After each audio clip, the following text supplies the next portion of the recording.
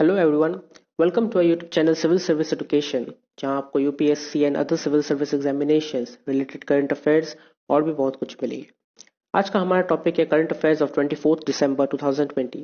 Video के आखिर में एक मोटिवेशनल कोट भी दिया गया है जो आप जरूर देखें, जो आपके फ्यूचर को ब्राइट और गोल्स को अचीव करने में हेल्प करेगी। Number 1, army chief reviews situation at the LAC. Amid the prolonged standoff with China in eastern Ladakh, Army Chief General Manoj Narawane on Wednesday visited the forward areas and reviewed the ground situation along the south bank of Pangong Tso Lake, where the Indian Army has dominated several unoccupied peaks on the Indian side of the line of actual control in August end. So, army chief general Manoj Naravane ने बहुत सारी forward areas में जाके review की कि वहाँ पे ground situation कैसा है, वहाँ पे आर्मी लोग कैसे तैनात की गए हुए हैं, वहाँ पे सब कुछ रेडी है कि नहीं, सबको जितने भी सोल्जर्स है वो लोग वहाँ पे ठीक ठीक से रह रहे हैं कि नहीं।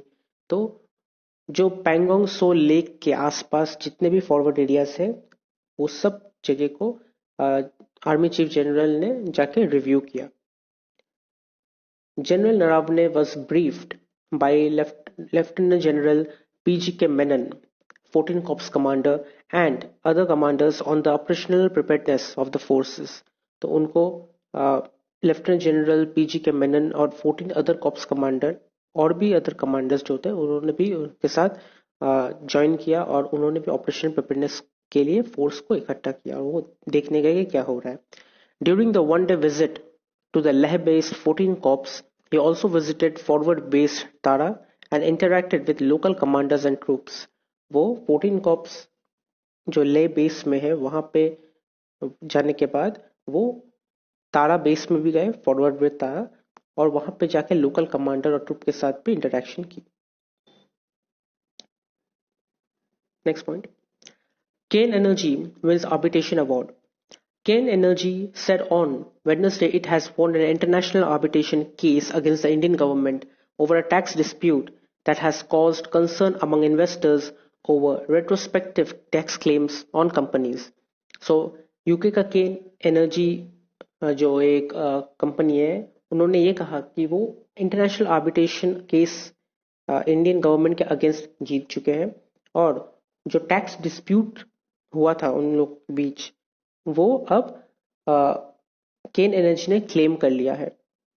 The tribunal ruled unanimously that India had breached its obligations to Cairn Energy under the UK-India Bilateral Investment Treaty and awarded Cairn damages of $1.2 billion plus interest and cost, the company said in its statement. So, जो tribunal जो आर्बिट्रेशनल tribunal होते हैं, जो जजेस होते हैं, जो कह सकते हैं, वो जजेस ने इंडिया को कहा कि आपने आपने अपनी जो यूके इंडिया बिलैटरल इन्वेस्टमेंट ट्रीटी था उसको आपने ब्रीच किया है और केन के साथ गलत किया है। तो केन को उनका जो डैमेज हुआ है वो आपको वापस देना पड़ेगा। So it is 1.2 billion plus interest and cost, $1.2 billion plus interest and cost, जितने भी डैमेज हुए हैं वो इंडिया को भरपाई करना पड़ेगा केन एनर्जी को। Sources said the total amount payable by the Indian government including $200 million of interest and $22 million of arbitration cost, $22 million of arbitration cost is $1.4 billion, about 10,500 crore rupees पे करना पड़ेगा। $2,000 million interest and $22 million arbitration cost, ये दोनों मिला के $1.4 billion total पे करना पड़ेगा इंडियन गवर्नमेंट को केन एनर्जी को, which is approximately 10,500 crore rupees. Next point. Changes to scheduled caste scholarship scheme get government approval.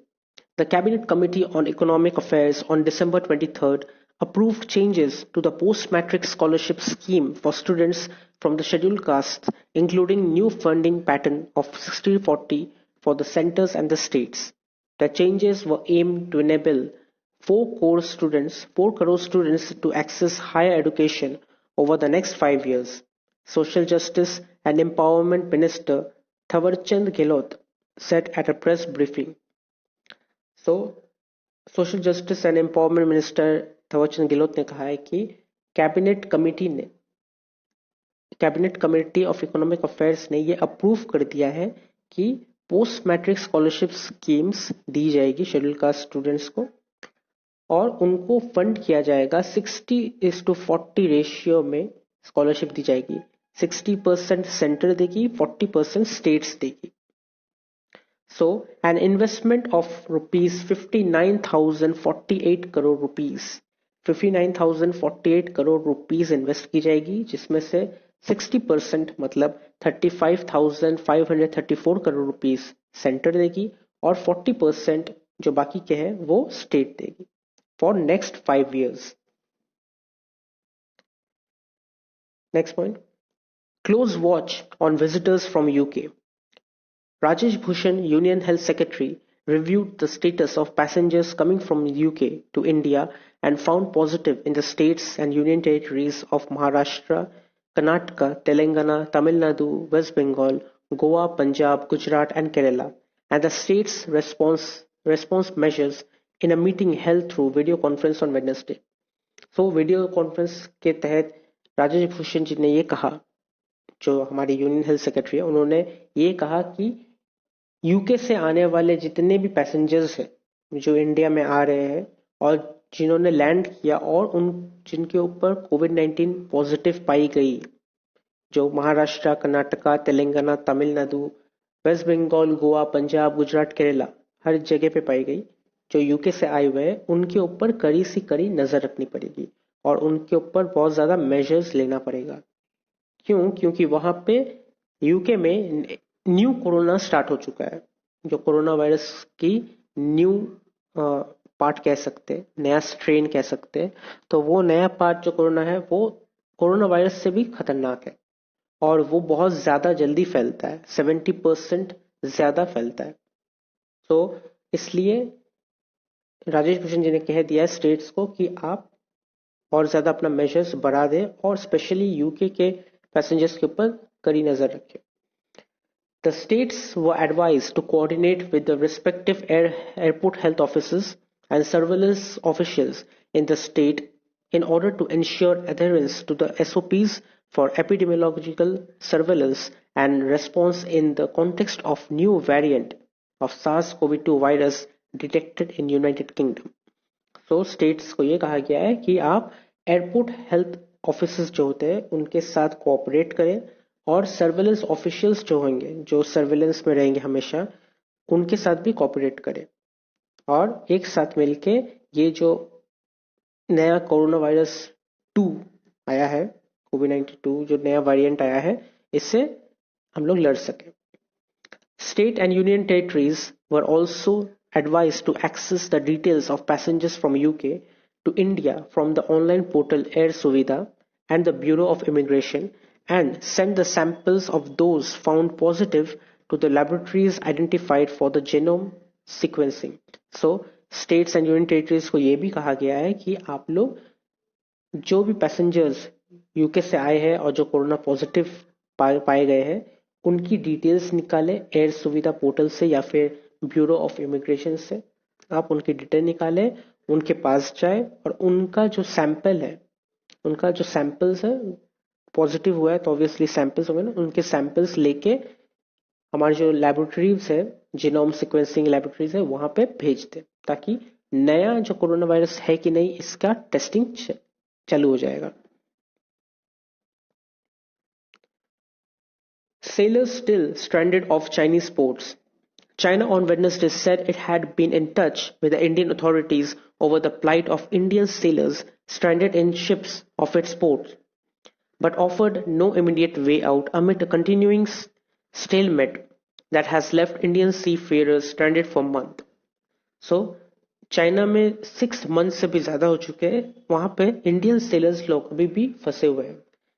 China Indian authorities के साथ बातचीत कर रही है, लेकिन अभी जो टेंशन चल रही है उनके बीच में, उसके वजह से ये जो सिचुएशन है ये बहुत स्टेल हो रहा है, मतलब ये बहुत ज्यादा लटक जा रहा है, अभी भी वो लोग नहीं लौट पा रहे।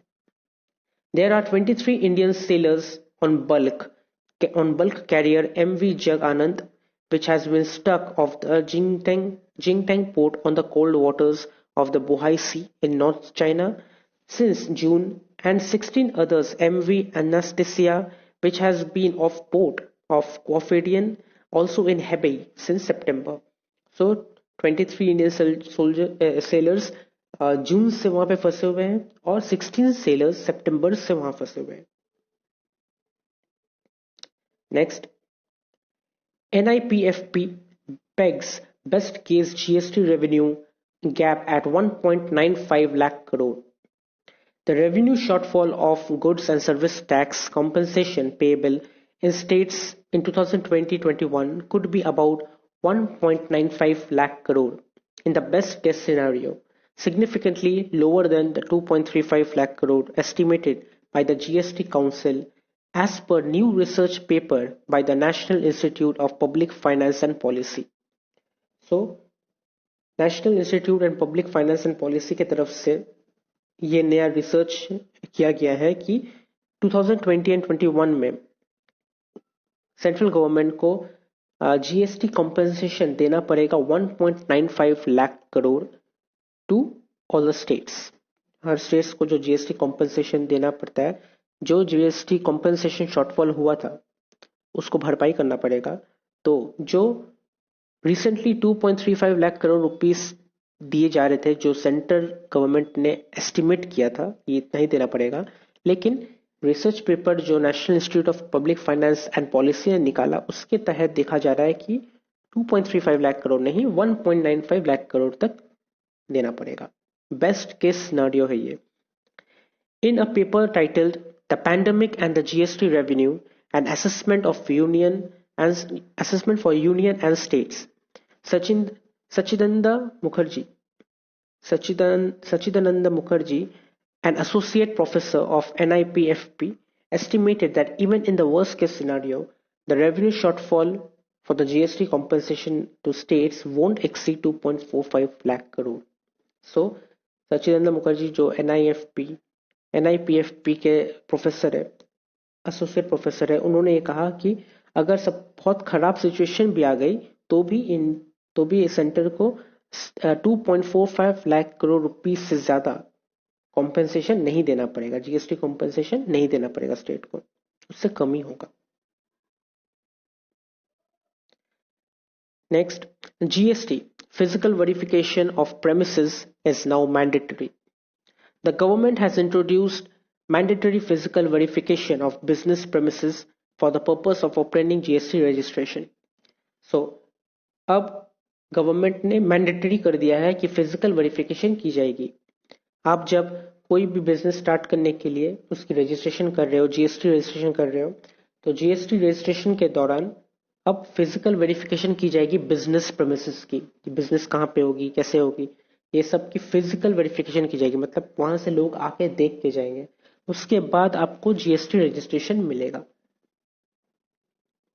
The GST council secretariat said that the move aimed at controlling the menace of GST fake invoice fraud was recommended by the Council's Law Committee.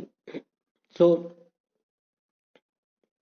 GST Council Secretariat का ये कहना है कि ऐसे बहुत सारे फेक इनवॉइस फ्रॉड हो चुके हैं जिन्होंने जीएसटी रजिस्ट्रेशन के लिए अप्लाई किया और विदाउट फिजिकल वेरिफिकेशन उनको दे दिया गया था। ऐसे बहुत सारे फ्रॉड कंपनीज, फ्रॉड बिजनेस चालू हो गए थे जीएसटी के अंदर।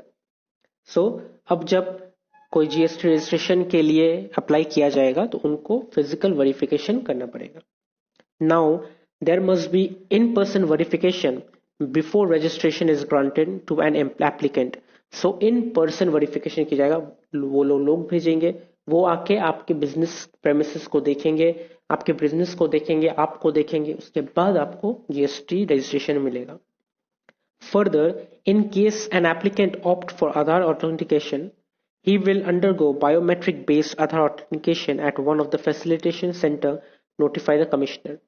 और अगर किसी ने ये कहा कि हम आधार ऑथेंटिकेशन करेंगे, आधार कार्ड रिलेटेड जीएसटी रजिस्ट्रेशन करेंगे, तो उसको आधार कार्ड में जो बायोमेट्रिक होता है, जैसे कि आपके आईज, फिंगरप्रिंट्स जो लिए जाते हैं आधार कार्ड में जो आपके दिए हुए हैं, वो सबको मैच किया जाएगा कि ये आधार कार्ड जिसका है वो आपका है या किसी और का है, क्योंकि ऐसे बहुत सारे बिजनेसेस तैयार हो चुके हैं जो आ, दूसरे के आधार कार्ड लेके बनाए गए हो।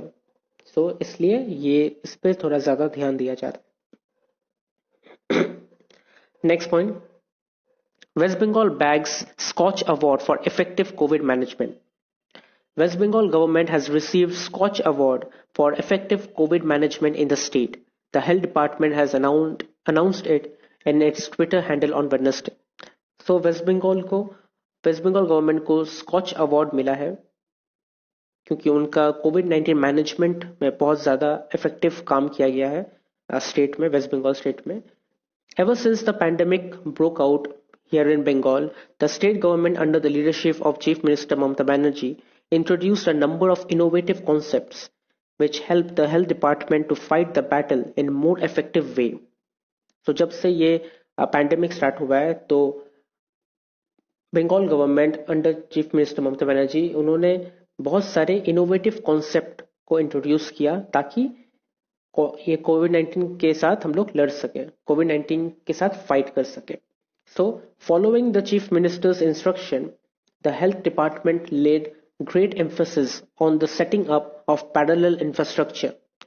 Safe homes, satellite centers, and isolation centers have been set up to accommodate suspected or infected COVID patients. So बहुत सारे measures ली गई, जैसे कि सेफ होम्स बनाई गई जहाँ पे पेशेंट्स को रखी जाएगी, और बहुत सारे आइसोलेशन सेंटर्स भी ओपन की गई, सैटेलाइट सेंटर्स भी की गई जहाँ जहाँ पे लॉकडाउन के टाइम ड्रोन्स या फिर सैटेलाइट व्यू से ये देखा जा रहा था कि कहीं पे कोई लॉकडाउन को तोड़ तो नहीं रहा ऐसे भी। और ऐसे बहुत सारे न्यू कॉन्सेप्ट के साथ उन्होंने टैकल किया कोविड-19 का, ताकि जो कोविड-19 हॉस्पिटल्स है उनको ज्यादा प्रेशर सहना ना पड़े। So that's why they got Scotch Award for effective COVID management in the state. Next, UK strain unlikely to affect efficacy of vaccines.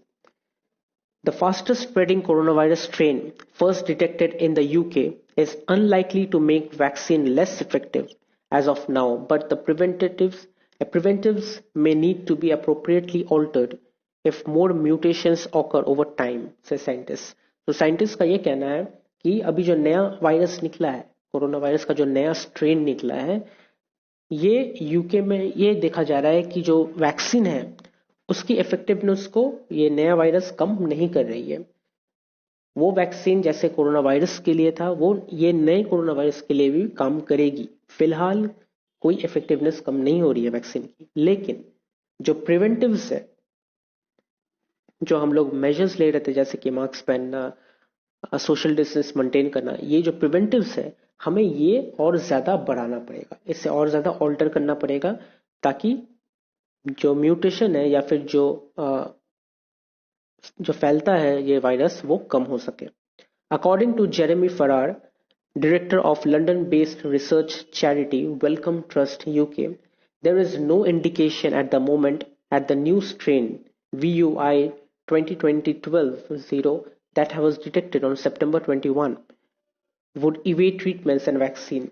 So उनका ये कहना है, जेरेमी फरार का ये कहना है कि जो नया स्ट्रेन जो निकला है 21 सितंबर से, उसका कोई ट्रीटमेंट या वैक्सीन के ऊपर कुछ गड़बड़ करेगी ऐसा कुछ नहीं दिख रहा है। इट इज गुड, वैक्सीन काम करेगी। The European centre for disease prevention and control announced on Sunday that the rapid increase of SARS-CoV-2 variant with multiple spike protein mutations have been observed in the UK.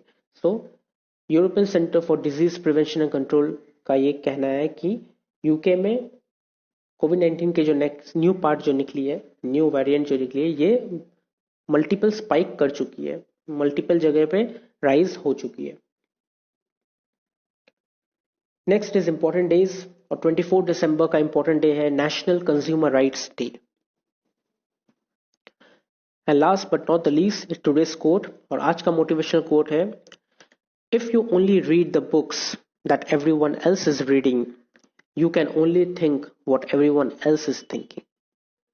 So अगर आप सिर्फ वही book पढ़ेंगे जो बाकी लोग पढ़ रहे हैं, तो आप भी वही थिंक करेंगे जो बाकी लोग थिंक कर रहे हैं.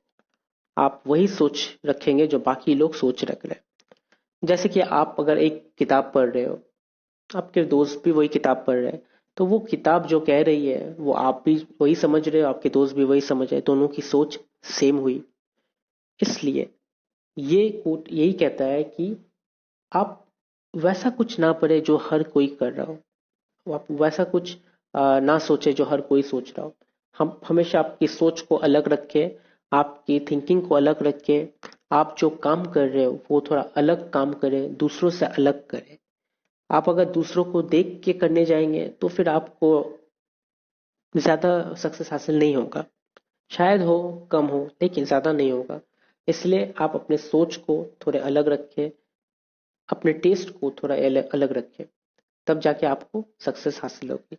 तो अगर आपको ये वीडियो अच्छी लगी तो आप इसे लाइक कीजिए, शेयर कीजिए, कमेंट कीजिए और सब्सक्राइब जरूर कीजिए. Thank you.